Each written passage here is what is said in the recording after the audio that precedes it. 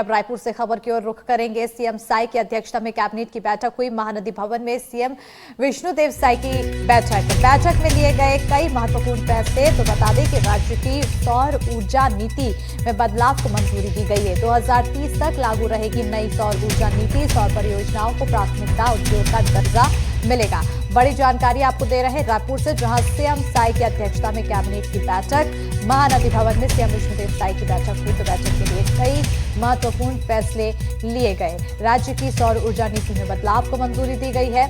2030 तक नई सौर ऊर्जा नीति लागू रहेगी। सौर परियोजनाओं को प्राथमिकता, उद्योग का दर्जा मिलेगा।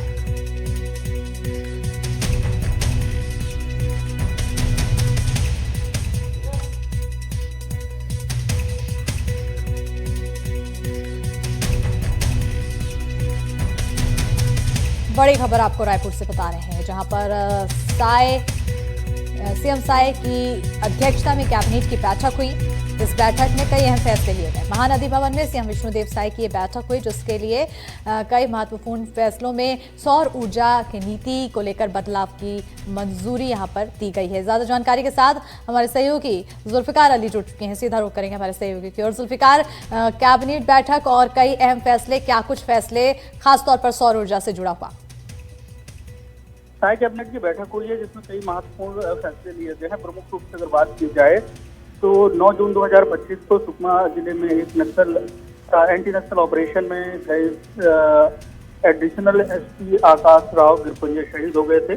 उनकी पत्नी स्नेहा गिरपुंजे को स्पेशल केस मानते हुए डीएसपी पद पर नियुक्त करने का कैबिनेट ने अनुमोदन किया है।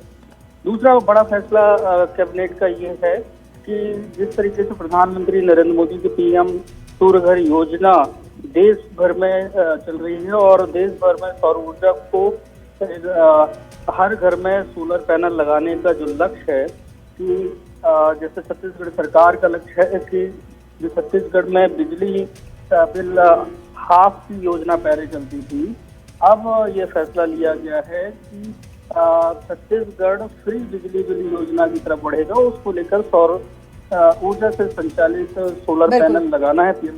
तो उसी के तहत ये सौर ऊर्जा नीति में संशोधन किया गया है और इसे 2030 तक लागू किया जाएगा। ये निर्णय काफी अहम, अब देखना होगा इस निर्णय का असर क्या कुछ होने वाला है। बहरहाल बहुत शुक्रिया जुल्फिकार तमाम जानकारी देने के लिए।